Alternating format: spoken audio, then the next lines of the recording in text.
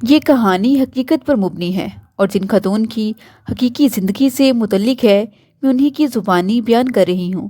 آپ بھی اپنی اصل زندگی کی کہانی ہمیں بھیج سکتے ہیں۔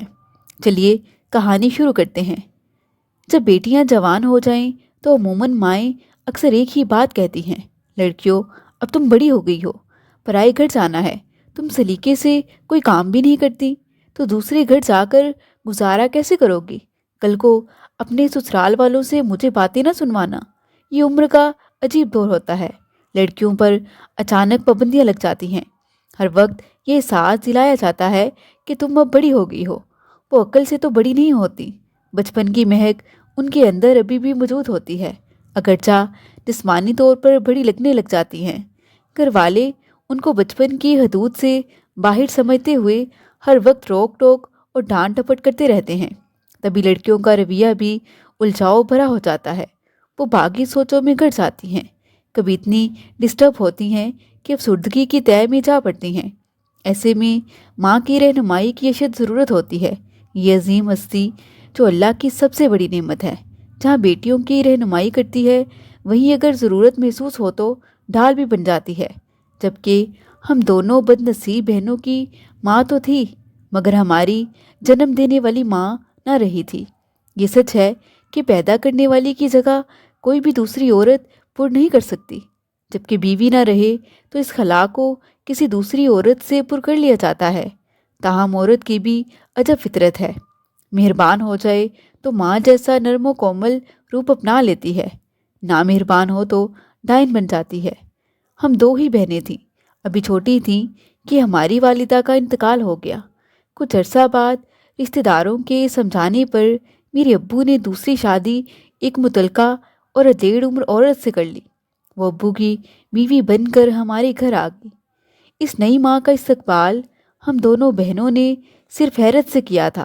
ابو نے پہلے سے ہمیں سمجھا دیا تھا کہ تمہاری نئی امی آ رہی ہیں، ان کی عزت کرنا اور انہیں ماں کا درجہ دینا ہے، ان کی ہر بات ماننا، کیونکہ اب وہی تم لوگوں کی ماں ہے۔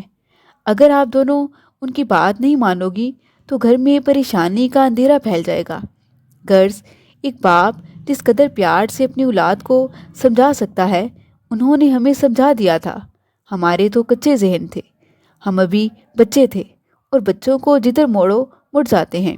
نئی امی آ گئیں تو ہم نے خوش ہو کر ان کے قدم لیے، دوڑ دوڑ کر ان کے کام کرتی، جو والد سمجھاتے اس سے بڑھ کر ان کی بیوی کی عزت و خدمت کرتے۔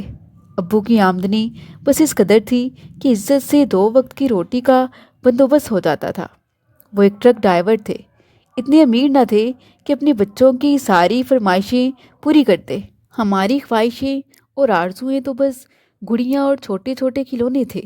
جس عورت کے ہم نے ماں سمجھ کر قدم لیے، شروع میں تو وہ ہمارے ساتھ اچھی رہی، شاید کہ ابو نے اسے سمجھا رکھا تھا، مگر رفتہ رفتہ اس نے اپنا اصل روپ دکھانا شروع کر دیا۔ میں ان دنوں 9ویں جماعت اور مجھ سے چھوٹی میری بہن صدف 8ویں میں تھی کہ اس نے سب سے پہلا وار یہ کیا کہ ہمارا اسکول جانا بند کرا دیا۔ کہنے لگی کہ پڑھ کر کیا کر لینا ہے، آج کل پڑھائی کی کون سی کوئی قدر ہے، گرداری اچھے سے سیکھ لیں وہی آگے کام آنی ہے، اور یہ اب بڑی ہو گئی ہیں۔ گویا لڑکی کا بڑا ہونا جرم تھا جس کی سزا اسے ملنی تھی۔ امی کے لبوں پر ہر وقت ایک ہی بات رہتی کہ لڑکیاں اب میری ذمہ داری ہیں، کل کلا کچھ ایسا ویسا ہو گیا تو ہم کیا کریں گے؟ سارے لوگ یہی کہیں گے سوتیلی ماں تھی، بیٹیوں پر کوئی توجہ ہی نہیں دی۔ ایسی باتیں کر کے اس خاتون نے میرے والد کو اتنا سہمایا کہ زمانہ خراب ہے، تو انہوں نے بھی یقین کر لیا کہ اب بچیوں کا باہر قدم رکھنا جیسے قیامت ہی لائے گا۔ بلا شبہ لڑکیوں کی تعلیم سے زیادہ ایک غریب آدمی کی عزت و ناموس اس کے لیے اہم ہوتی ہے، مگر امی کا مقصد تو یہ تھا کہ گھر کا سارا کام ہمیں سونپ دیا جائے اور وہ آرام سے چارپائی پر بیٹھ کر ہماری نگرانی کریں۔ سو ان کا یہ مقصد اب پورا ہو گیا تھا۔ ہم دونوں بہنیں صبح سے رات تک گھر کے کام میں لگی رہتی، وہ ہدایات جاری کرتی اور پھر لمبی تان کر سو جاتی۔ ہماری یہ امی جان بظاہر ہم سے پیار سے مخاطب ہوتی، تبھی ہم دونوں بہنیں جب کسی بات پر ایک دوسرے سے لڑ پڑتی تو ان سے جا کر एक दूसरे की शिकायत करती। वो खूब जानती थी कि इन नासमझों को आपस में दुख बांटने का सलीका नहीं है, और हमारा उनके सिवा कोई हमदर्द न था जो हमें समझाता। हम लड़कर अलग बैठकर रोती, और ये हमारी लड़ाई से फ़ायदा उठाती, एक की चुगली दूसरी से लगाती। उनकी बातों में आकर हम बहनों ने एक दूसरे को ही अपना दुश्मन समझना शुरू कर दिया। जब स्कूल छूटा तो और बुरा हाल हो गया। मैं इन दिनों हर वक्त मायूस रहने लगी थी। अब स्कूल की सहेलियां, पुररौनक माहौल याद आता। हमदर्द, हम जमात छूट गई, तो मैं शदीद तन्हाई का शिकार रहने लगी।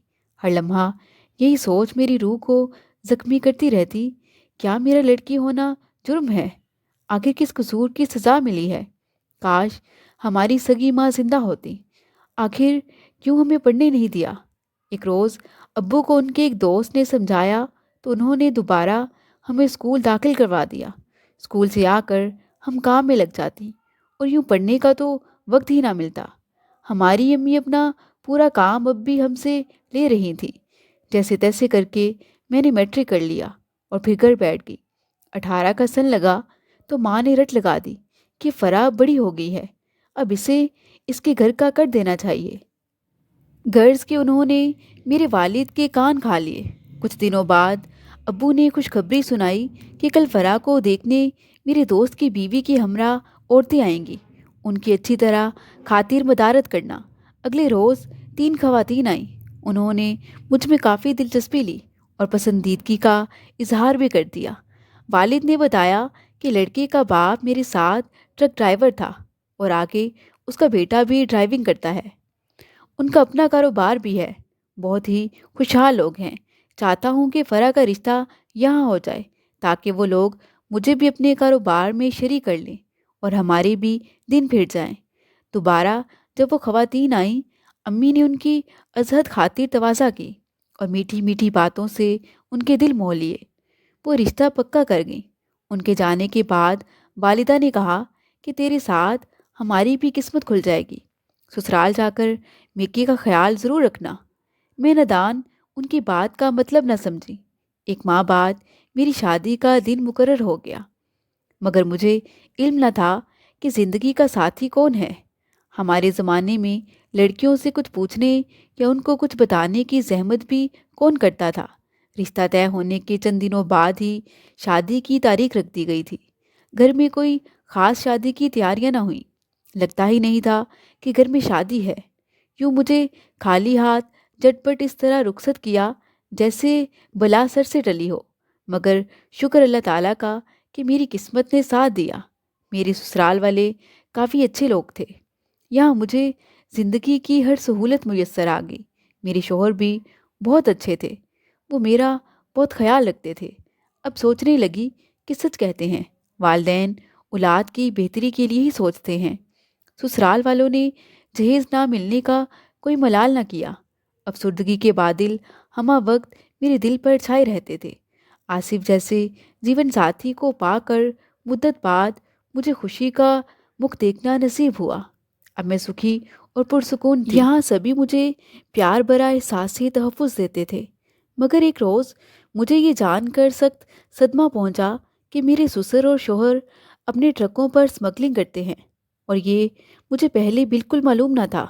भला हम ऐसी घरेलू औरतों को अपने मर्दों के कारोबार से क्या सरोकार। मुझे किसी बात का इल्म ना था, और ना मैंने कभी जानने की कोशिश की कि ये लोग क्या कारोबार करते हैं। एक रोज़ मेके गई तो मेरे वालिद ने कहा कि तुम्हारा ससुर बहुत घटिया आदमी है। पहले मेरी तरह किसी के ट्रक का ड्राइवर था, और अब इधर का माल उधर करता है, तो खुशहाल हो गया है। अपने ट्रक भी खरीद लिए हैं। अब तो उसके ख्यालात ही ऊंचे हो गए हैं। उस कमज़ात को मैंने बेटी का रिश्ता दिया है, मगर एहसान मानने की बजाय तोते की तरह आंखें बदल ली हैं। मुझे अपने बाप की ये नुक्ताचीनी नागवार गुजरी। हकीकत में मुझे ससुराल से बहुत ज़्यादा प्यार मिला था। ज़िंदगी में पहली बार किसी ने मेरी कदर की और अपनायत का भरपूर एहसास भी दिया था। मैं तो बचपन से मोहब्बत की तरसी हुई थी। मुझे इस मामले से गर्ज न रही कि ससुर, शौहर और देवर क्या कारोबार करते हैं। ना मैं स्टोव में रहती थी। मैं तो दुआ करती कि खुदा ऐसा ससुराल ہر لڑکی کو دے۔ شوہر اور ان کے گھر والوں کے پیار کے سائے میں میرے پرسکون خوشیوں بھرے دن گزرنے لگے۔ اب میں نے جانا کہ اگر لڑکی کا سسرال اچھا ہو تو شادی اس کے لیے نعمتوں بھرا تحفہ ہوتی ہے۔ ایک روز جب میں اپنی چھوٹی بہن سے ملنے والد کے گھر گئی، انہوں نے مجھ سے کہا کہ تمہارے سسر نے مجھے اپنے کاروبار میں شامل نہیں کیا، حالانکہ میں نے ایک دو بار کہا بھی ہے کہ میرے حالات اچھے نہیں ہیں۔ اب وہ تمہاری چھوٹی بہن کا رشتہ اپنے دوسرے بیٹے کے لیے کس منہ سے مانگ رہے ہیں؟ میں نے کہا ابو مجھے اس بات کا علم نہیں ہے، کیونکہ ان لوگوں نے صدف کے رشتے کی کوئی بات مجھ سے تو نہیں کی۔ وہ کہنے لگے لیکن مجھ سے تمہارے سسر نے یہ بات کی ہے۔ میں نے ابو کو باور کرانے کی صحیح کی کہ اگر میرے سسر صدف کا رشتہ آپ سے مانگ رہے ہیں تو ابو دیکھ لیں، کیونکہ گھر اچھا ہے اور میرا دیور حسن بھی بہت اچھا ہے۔ میری مانے تو آپ صدف کا رشتہ دے دیں، ہم دونوں بہنیں ایک جگہ ہو جائیں گی اور صدف بھی سکھی رہے گی۔ ابو کہنے لگے مگر میں صرف ایک شرط پر رشتہ دوں گا کہ اگر وہ لوگ مجھے اپنے کاروبار میں شامل کریں۔ میں اپنے باپ کے منہ سے یہ بات سن کر حیران رہ گئی۔ میں نے کہا ابو آپ کاروبار میں شراکت کا لالچ نہیں کریں، بلکہ اپنی بیٹی کا سکھ دیکھیں۔ روزی روٹی جو قسمت میں اللہ تعالیٰ آپ کو دے رہا ہے۔ پھر ابو کہنے لگے چلو ایک شرط پر میں ان کو صدف کا رشتہ دوں گا کہ وہ لوگ میری کچھ مالی مدد کریں، کم از کم 4-5 لاکھ تو دیں، کیونکہ بیٹی کی شادی پر خرچہ بھی تو کرنا ہوتا ہے۔ میں نے کہا ابو بات تو آپ ابھی بھی پہلے والی ہی کر رہے ہیں۔ وہ مجھ سے کہنے لگے تم اپنی ساس سے اس بارے میں بات کرنا، بھلا کیا کہتی ہیں؟ میں اپنے باپ کی بات پر حیران ہو رہی تھی۔ خیر میں نے اپنی ساس سے ایسی کوئی بات نہ کہی، بلکہ خاموشی اختیار کر لی۔ کچھ دنوں بعد ابو میرے گھر آئے اور میری ساس سے خود یہ بات کہہ دی۔ اس وقت تو وہ خاموش ہو گئی، لیکن جب وہ گئے تو مجھ سے کہنے لگی بیٹی اب تیرے ابو آئیں تو ان سے کہنا کہ بیٹیوں کے رشتے اس طرح نہیں کیے جاتے، بلکہ باپ تو رخصت کرتے وقت بیٹی کو کچھ نہ کچھ دے کر رخصت کرتے ہیں، نہ کہ کچھ لے کر۔ ساس کی یہ بات سن کر میرے دل پر ہاتھ پڑا۔ سوچنے لگی خدا نے میرا نصیب اچھا بنایا ہے، مجھے شوہر کے گھر خوشیاں تو ملی ہیں، مگر میرے والدین شکر کرنے کی بجائے کسی فائدے کی آس لگا بیٹھے ہیں۔ کچھ دنوں بعد ابو دوبارہ آئے۔ مجھے اس بات کی پریشانی اور اندیشہ ہوا کہ کہیں وہ دوبارہ وہی بات نہ کہہ دیں، میری چھوٹی بہن کے رشتے کے بدلے رقم نہ مانگ لیں۔ تبھی انہیں کمرے میں بلا کر ساس کی کئی بات کہہ دی کہ ابو اماں جی کہتی ہیں کہ بیٹیوں کو والدین تو کچھ دے کر رخصت کرتے ہیں، نہ کہ کچھ لے کر۔ میری یہ بات کہنے کی دیر تھی کہ اس بات پر ان کو شدید غصہ آ گیا۔ اونچی آواز میں برا بھلا کہنے لگے، بولے میں نے قرض کے طور پر رقم مانگی ہے، بھیک نہیں مانگی۔ خدا جانے کہ 2 ٹکے کے لوگ خود کو کیا سمجھتے ہیں، میں ضرورت مند ہوں، اگر قرض کے بطور رقم دے دیتے تو کچھ ساتھی کام کر لیتا اور بعد میں رقم واپس کر دیتا، مگر کتنے نیچ لوگ ہیں یہ۔ تمہاری ساس نے تو بات کا بتنگڑ بنا لیا ہے۔ جب وہ یہ بات کہہ رہے تھے اسی وقت میرے سسر صاحب آ گئے اور ان کے منہ سے یہ الفاظ سن لیے۔ ظاہر سی بات ہے ان کو بھی بے حد ناگوار گزرا۔ وہ بھی غصے میں کہنے لگے کہ تم کھلے بندوں میری بیوی کو برا بھلا کہہ رہے ہو، وہ بھی ہمارے ہی گھر میں۔ اگر اس وقت تم میرے گھر میں نہ بیٹھے ہوتے تو اپنی بیوی سے تمہارے تلخ لہجے میں اونچا بولنے پر مزہ چکھا دیتا۔ تمہیں کیا حق پہنچتا ہے کہ میری چھت تلے میری گھر والی کے بارے ایسے کہو، اتنا اونچا بولو اور یوں بدتمیزی کرو؟ ابو کو بھی طیش آ گیا، کہنے لگے اس گھر میں صرف تیری عورت ہی نہیں میری بیٹی بھی رہتی ہے۔ میں تمہاری بیوی سے نہیں بلکہ اپنی بیٹی سے بات کر رہا تھا، اور اب میں اپنی بیٹی کو گھر لے جا رہا ہوں۔ جس گھر میں میری عزت نہیں وہاں میری بیٹی بھی نہیں رہے گی۔ ابو نے میرا بازو پکڑ کر کہا کہ اٹھو اور ابھی میرے ساتھ گھر چلو، میں تمہیں ان بے لحاظ لوگوں میں نہیں چھوڑ سکتا۔ اسی وقت آصف آ گئے۔ وہ پریشانی سے پوچھنے لگے کہ کیا معاملہ ہے؟ آپ لوگوں کی آوازیں گلی تک آ رہی تھیں۔ ان کے والد نے بتایا کہ تمہاری بیوی کا باپ ہمارے گھر آ کر تمہاری ماں کے ساتھ بدتمیزی سے بات کر رہا تھا اور اب فرا کو بھی ساتھ لے جا رہا ہے۔ آصف نے مجھے بازو سے پکڑ لیا اور کہنے لگے، فرح، تم ہرگز اس وقت باپ کے ساتھ نہیں جاؤ گی، اگر چلی گئی تو ہم لینے تمہیں نہیں آئیں گے۔ اب میں درمیان میں پریشان کھڑی تھی، ایک طرف والد تو دوسری طرف زندگی کا ساتھی تھا۔ کچھ سمجھ نہ آ رہی تھی کہ کس طرف رخ کروں۔ مجھ پر تو جیسے یہ ایک آزمائش کی گھڑی تھی۔ میں عورت ذات ہونے کے ناطے بے بس و مجبور تھی، میکا چھوڑ سکتی تھی اور نہ شوہر کا گھر۔ خدا ایسی گھڑی کسی عورت کی زندگی میں نہ لائے۔ میں ان دنوں امید سے تھی، سوچا کہ میکے کے بنا تو جی سکتی ہوں، مگر ان حالات میں گھر سے قدم نکالنا درست نہ ہوگا، کیونکہ میری زندگی کے ساتھ ایک اور زندگی کا بھی سوال تھا۔ اس وقت اپنی انا کا مسئلہ بنا کر ابو نے مجھے امتحان میں ڈال دیا تھا۔ تبھی دل میں ٹھان لی کہ والد ناراض ہوتے ہیں تو ہوں، مگر میں اپنا گھر نہیں چھوڑوں گی، جبکہ مجھے سسرال والوں سے کوئی شکایت نہ تھی، بلکہ آصف نے تو مجھے زندگی کا ہر سکھ دیا تھا۔ اب جبکہ مجھے میرے رب کی طرف سے اولاد کی صورت میں ایک نئی خوشی ملنے والی تھی، اور میں اپنا گھر چھوڑ کر کیسے جا سکتی تھی؟ میرے ابو بھی ایسے تو کبھی نہ تھے، خدا جانے کیوں ایسے ہو گئے تھے کہ میں اپنے شوہر اور ان کے گھر والوں سے بے حد شرمندہ ہو رہی تھی۔ میں نے والد صاحب سے کہا کہ میں آپ کے ساتھ نہیں جا سکتی، مجھے اپنے گھر میں بسنے دیں۔ والد صاحب یہ سن کر پہلے تو خاموش ہو گئے، مگر پھر کہنے لگے، آج اگر تم نے میری عزت نہ رکھی تو سمجھ لوں گا کہ تم میرے لیے مر چکی ہو۔ میں نے بھی کہہ دیا کہ آصف ہی میرے سب کچھ ہے، میں یہ گھر چھوڑ کر نہیں جاؤں گی، اور پھر میں پھوٹ پھوٹ کر رو دی۔ میرے باپ کو توقع نہ تھی کہ بیٹی کھلے لفظوں ایسا کہہ دے گی۔ وہ خستہ حال سے ہمارے گھر سے نکل گئے۔ ان کو اس طرح آزردہ خاطر جاتے دیکھ کر میرا دل بیٹھ گیا۔ میرے دل کی کیفیت کو شاید آصف نے بھی سمجھا اور محسوس کر لیا تھا۔ وہ مجھے چپ کرانے لگے، پھر کمرے میں لے جا کر کہنے لگے کہ تم نے میری خاطر یہ دکھ اٹھایا ہے، فکر نہیں کرو، بس ابو جی کا غصہ ٹھنڈا ہونے دو، میں خود تمہیں تمہارے والد کے پاس لے جاؤں گا، ہم ان سے معافی مانگ لیں گے، اور جو رقم ان کو چاہیے ابو جی سے چوری ان کو دے دیں گے۔ شاید ان کو اشد ضرورت ہے اور وہ مجبور ہو کر آئے ہوں، مگر یہ بات میں اپنے والد کو بھی نہیں سمجھا سکتا۔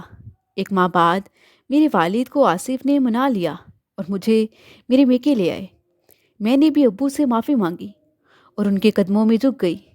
انہوں نے کہا کہ میں نے معاف کیا اور تمہاری طرف سے دل صاف کر لیا ہے۔ انہوں نے آصف سے کہا کہ اب کچھ دن کے لیے میری بیٹی کو میرے پاس چھوڑ جاؤ۔ امی بھی بولی کہ بیٹا، ہاں ٹھیک ہے، تم فکر نہیں کرو، میں اور صدف اس کی دیکھ بھال کر لیں گے۔ اولاد کی خوشی دیکھنے میں ابھی 2 ماہ باقی تھے۔ وہ اتنی مشکل سے مانے تھے، اس لیے آصف نے ان کی بات مان لی اور مجھے میرے والدین کے گھر چھوڑ گئے۔ سوتیلی ماں نے بہت خوشی اور گرم جوشی سے میرا استقبال کیا تھا۔ ان کے تیور ایسے تھے جیسے میرے لیے بہت دکھی اور اداس ہوں۔ ایک ماہ میں آصف صرف ایک بار آئے اور میرے بھی والد گھر پر نہ تھے۔ امی نے صلح کا رخ اختیار کیا اور ان کی خوب خاطر تواضع کی۔ 15 دن گزرے، میری طبیعت خراب ہو گئی۔ ابھی بچے کی آمد میں وقت تھا، مگر وہ قبل از وقت اس دنیا میں آ گیا۔ اللہ نے بیٹا دیا تھا۔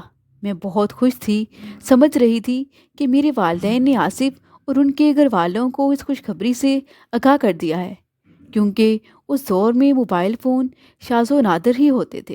لیکن جب کافی روز بھی آصف نہ آئے تو مجھے کچھ شک ہوا کہ شاید وہ ابھی تک اس بات سے بے خبر ہے، کیونکہ جانتی تھی کہ اگر انہیں علم ہو جاتا تو وہ اسی وقت آ جاتے۔ ایک روز میں نے دایا سے کہا، جو کہ مجھے دبانے آیا کرتی تھی، اماں رضیہ، میرا ایک کام کر دو، میری سسرال جا کر خبر لا دو کہ آخر وہ پوتے کی پیدائش کا سن کر ابھی تک کیوں نہیں آئے، اور آصف بھی نہیں آئے ہیں، کہیں وہاں کوئی مسئلہ تو نہیں ہو گیا، کیونکہ وہ لوگ تو اپنے پوتے کا سن کر یقیناً فوراً آ جاتے۔ میں بہت پریشان ہوں۔ اماں رضیہ کہنے لگی، میں چلی تو جاؤں، لیکن مجھے ڈر ہے اگر تمہاری ماں کو علم ہو گیا کہ میں نے جا کر ان کو بتایا ہے تو کہیں وہ مجھ سے ناراض نہ ہو جائیں۔ میں ان کی مرضی کے بغیر وہاں نہیں جا سکتی۔ تھوڑا صبر سے کام لو، 2-4 دن اور انتظار کر لو، ہو سکتا ہے انہیں کوئی کام پڑ گیا ہو۔ اگر اس دوران بھی وہ نہیں آئے تو میں چلی جاؤں گی۔ جب ہم یہ باتیں کر رہے تھے کسی طرح ہماری سرگوشیاں امی کے کانوں تک چلی گئیں۔ انہوں نے دایا کو فوراً اپنے پاس بلایا اور سختی سے منع کر دیا کہ خبردار، جو تم نے آصف کے گھر جا کر کچھ کہا یا کوئی اطلاع دی، میں تمہارے ساتھ بری طرح پیش آؤں گی۔ تم ہمارے معاملے میں دخل اندازی مت کرنا۔ بچے کی پیدائش کی اطلاع دینے والے فرح کے ابو ہیں یا تم ہو؟ وہ جو مناسب سمجھیں گے کریں گے۔ امی کی بات سن کر میں ہکا بکا رہ گئی۔ مجھے پسینہ آ گیا۔ یا اللہ خیر کرنا، نہ جانے ان کی کیا نیت تھی جس سے میں بالکل بے خبر تھی۔ دل میں سوچنے لگی کہیں کوئی جھگڑا نہ کھڑا ہو جائے۔ اس حالت میں خود فی الحال کوئی قدم اٹھانے کے قابل نہ تھی، مگر دل کو کبھی امید تھی کہ آج کل میں ضرور آصف میری خیر خبر کو آئیں گے۔ 2 دن گزرے کہ میں نے امی کو ابو سے یہ کہتے سن لیا کہ انہوں نے تمہاری جو بے عزتی کی ہے اب اس کا مزہ چکھیں گے۔ میں فرح کے بچے کو اپنی بھانجی سگرا کو دیے دیتی ہوں، وہ بے اولاد ہے۔ تم جا کر داماد کے گھر والوں سے کہہ دو کہ بچہ مردہ پیدا ہوا ہے۔ ابو آگے سے کہنے لگے، فرح کیوں کر مانے گی؟ اس کو کیسے قابو کریں گے؟ امی کہنے لگی، یہ تم مجھ پر چھوڑ دو، میں قابو کر لوں گی اسے۔ یاد رکھنا اسی طرح زیر کر سکتے ہو تم اپنے سمدھی کو، وگرنہ تو یہ ہم پر شیر ہو جائیں گے، اور نہ ہی کبھی فرح گھر چھوڑے گی اور نہ طلاق پر راضی ہوگی۔ یہ وہ لمحہ تھا جب سوتیلی ماں مجھے ڈھائی نظر آئی۔ سوچنے لگی کہ اب تو اس معاملے سے خود مجھے ہی نمٹنا ہے۔ اگر ابھی انہیں کچھ کہوں گی تو کہیں میرا بچہ ہی غائب نہ کر دے۔ نہ جانے اس عورت کے کیا عزائم ہیں جو میرے باپ کو بھڑکا رہی ہے۔ میں نے چپ سادھ لی۔ 2 دن گزرے تھے کہ دایا آ گئی۔ وہ میرے بچے کو نہلانے اور مالش کرنے آتی تھی، اس کے کپڑے بھی دھو جاتی تھی۔ امی نے دایا کا میرے پاس بیٹھنا سختی سے منع کر رکھا تھا۔ کسی طرح موقع پا کر چپکے سے میرے کان میں دایا اماں نے کہا، بیٹی تم کسی طرح اپنے شوہر کے گھر چلی جاؤ، تمہاری ماں نے کہیں سے رتی پر افیم منگوائی ہے، وہ دودھ میں گھول کر بچے کو چٹانے کا ارادہ ہے ان کا۔ کہتی ہے یہ رات بھر سوتا نہیں ہے، بار بار اٹھ جاتا ہے، اس سے سب کی نیند خراب ہوتی ہے۔ اس طرح یہ شب بھر سکون کی نیند سوئے گا اور ہم سب بھی آرام سے نیند پوری کر لیں گے۔ خبر نہیں اس عورت نے کیا جی میں ٹھانی ہے کہ اتنی ننھی سی جان کو نشے پر ڈال رہی ہے۔ دایا اماں کی بات سن کر میرے پیروں تلے سے زمین نکل گئی۔ میں نے اس کے سامنے ہاتھ جوڑے، رضیہ اماں تمہیں خدا کا واسطہ جا کر میرے شوہر کو خبر کر دو کہ وہ آ کر مجھے لے جائیں۔ مجھ پر تو امی ہر وقت پہرا دیتی ہیں، گھر سے نکل کر میں بھاگ نہیں سکتی کہ ابھی میری حالت ہی ایسی ہے۔ دایا اماں بیچاری خود پریشان تھی، خیر اس نے حامی بڑھ لی، اور میں دعائیں دیتی ہوں اس مہربان عورت کو کہ جس نے بر وقت جا کر آصف کو خبردار کیا اور تمام احوال سے آگاہ کیا۔ ان کو بیٹے کی پیدائش کی اطلاع میرے ابو نے نہ دی تھی۔ بہرحال وہ خبر سنتے ہی فوراً آ گئے، آ کر کہنے لگے کہ مجھے کیوں خبر نہیں کی کہ اللہ تعالیٰ نے یہ نعمت عطا کی ہے۔ والدہ نے کہا کہ ٹرک لے کر تمہارے سسر پشاور گئے ہوئے تھے، 15 روز بعد آج رات ہی لوٹے ہیں۔ ان کا ہی انتظار تھا۔ میں بچیوں کو اکیلا چھوڑ کر نہیں آ سکتی تھی، بلکہ امید کر رہی تھی کہ تم خود ادھر کا چکر لگاؤ گے۔ بیوی میکے میں ہو اور اس حال میں تمہارا ادھر آنا تو بنتا ہی ہے نا بیٹا؟ وہ کہنے لگے کہ خالہ ہم بھی ٹرک لے کر گئے ہوئے تھے، مال پہنچانا تھا، اسی سبب نہیں آ سکا، اب آ گیا ہوں۔ سوچا فرح کا پتہ کر لوں، مگر مجھے خبر ہی نہ تھی کہ میرے بیٹا ہوا ہے۔ امی کہنے لگی، چلو اچھا ہوا آ گئے ہو، تمہیں بیٹے کی بہت بہت مبارک ہو۔ آصف کہنے لگے، خالہ میں اپنی بیوی اور بچے کو لینے آیا ہوں۔ آصف نے ان کے سامنے ہی مجھ سے کہا، فوراً تیاری باندھو، امی کی طبیعت صحیح نہیں ہے، ان کو بھی ہسپتال لے کر جانا ہے۔ امی کہنے لگی، تو لے جاؤ بیٹا، تم اپنی والدہ کو ہسپتال۔ فرح اپنے والد سے اجازت لے لے گی تو آ جائے گی، ورنہ ہم خود اسے پہنچا دیں گے، ابھی اس کا یہی رہنا صحیح ہے۔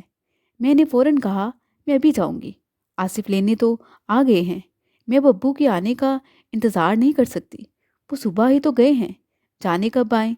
आसिफ की अम्मी बीमार हैं। मेरा भी उनके साथ जाना बेहतर है। मुझको सामान समेटते देखकर उन्होंने पड़ोसी के लड़के को अड्डे भेजकर उसी वक्त अब्बू को बुलवा लिया। वो अड्डे पर ही थे, लिहाजा फ़ौरन आ गए।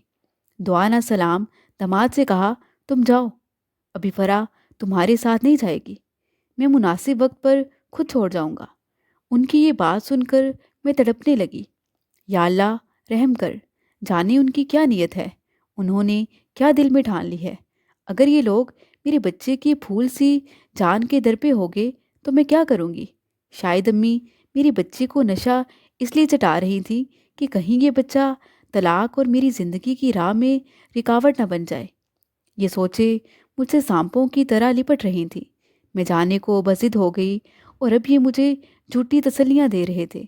अब समझ में आया कि मेरे बाप की सोचों का रुख मोड़ने वाली और उनको राह से भटकाने वाली मेरी यही नाम निहाद माँ थी, जो रकम की खातिर मेरी ज़िंदगी बर्बाद करने पर तुली थी। हालांकि ये मेरे ससुराल वालों की मदद से अमीर न बन सकते थे। ससुर साहब ने अपने कारोबारी राजों में मेरे वालिद को शरीक न किया। इसी बात का उनको गुस्सा था। आसिफ ने अब्बू के बदले हुए तेवर देकर मसलहत से काम लिया। कहा कि ठीक है, मैं भी यहाँ से जाता हूँ, हम कुछ दिन बाद फ़रा को लेने आ जाएंगे, तब तक अम्मी की तबीयत भी संभल जाएगी, आप खफा ना हों। मैं आपकी इजाज़त के बगैर आपकी बेटी और नवासे को कैसे ले जा सकता हूँ। मेरे वालिद दामाद की इस बात से कुछ शांत हुए। बीवी से कहा कि आसिफ बुरा आदमी नहीं है, मेरा उसके साथ कोई झगड़ा भी नहीं है, उसको अच्छे से खाना वगैरह बना कर खिलाओ। मैं वापस अड्डे जा रहा हूँ, कोई बात हो तो मुझे पड़ोस से पैगाम भिजवा कर बुलवा लेना। अब्बू चले गए। आसिफ ने मेरे पास आकर मुझसे कहा कि तुम कल तैयार रहना, कल मैं गाड़ी लेकर गली में हारन दूंगा, तुम बच्चे को उठाकर फ़ौरन बाहर आ जाना। आसिफ चले गए, मगर मैं रात भर सो न सकी। मेरा मासूम बच्चा गहरी नींद सोता रहा। अम्मी ने ज़रूर उसको हल्का सा नशा दिया था, वो एक बार भी ना उठा। मैं बार बार गोद में लेकर उसका सांस देखती और दुआ करती रही कि यार रब, आज की रात खैर से गुजर जाए। सुबह हुई तो भी मेरा मासूम ना जागा। मेरा हाल ऐसा था कि जीती थी और ना मरती थी। खुदा खुदा करके शाम के 4 बज गए। सदफ को मैंने सिखा दिया था कि हॉर्न की आवाज़ सुनते ही दरवाजे की कुंडी खोल देना। उसने मेरे निकलने में मदद की। अम्मी के कमरे का दरवाज़ा बेड़ दिया, क्योंकि वो दोपहर का खाना खाने के बाद अपने कमरे में लेट जाती थी और शाम 6 बजे तक सोती रहती थी। उस वक्त के बीच मैं बच्चे को उठाकर कमरे से निकली। गली में आसिफ गाड़ी में बैठे मेरा इंतज़ार कर रहे थे। मेरा लाल अभी ज़रा सा कसमसाया तो मैंने खुदा का शुक्र अदा किया। आसिफ मुझे और बेटे को लेकर घर आ गए। मैं अपने शोहर के साथ घर में दाखिल हुई और खुदा का शुक्र अदा किया। तहैया कर लिया कि दोबारा अब्बू के घर लौट करना चाहूँगी। वो दिन और आज का दिन 20 बरस बीत गए। मैंने अब्बू के घर दोबारा कदम न रखा। उन्होंने सदफ की शादी अपने अजीज़ों में कर दी। उसका शोहर भी ड्राइवर है, बहुत खुशहाल नहीं है। जूँ तू उनकी रोज़ी रोटी पूरी हो रही है। सौतेली माँ मेरे वालिद की वफ़ात के बाद अपने मेके लौट गई हैं। अपनी ज़िंदगी में एक बार अब्बू मुझे मनाने आए थे, लेकिन मैंने उनके घर जाने से मना कर दिया था। वो फिर कभी ना आए, मगर मुझे आज भी अपने वालिद को रंजीदा करने का बहुत दुख है। ये दुख मेरे दिल का ज़ख्म बन गया है, क्योंकि वालिदैन तो औलाद के लिए साया होते हैं, लेकिन कुछ बच्चे ऐसे बदकिस्मत होते हैं कि हालात के हाथों मजबूर होकर इस साये को खो देते हैं। बेशक वालिदैन भी नेमत होते हैं, लेकिन जब लालच दिलों में जगह बना ले तो नेमतों के ये शजरे सायादार सूख जाते हैं और फिर अपना साया भी खो देते हैं। मज़ीद दिलचस्प सच्ची कहानियों के लिए चैनल को सब्सक्राइब करें।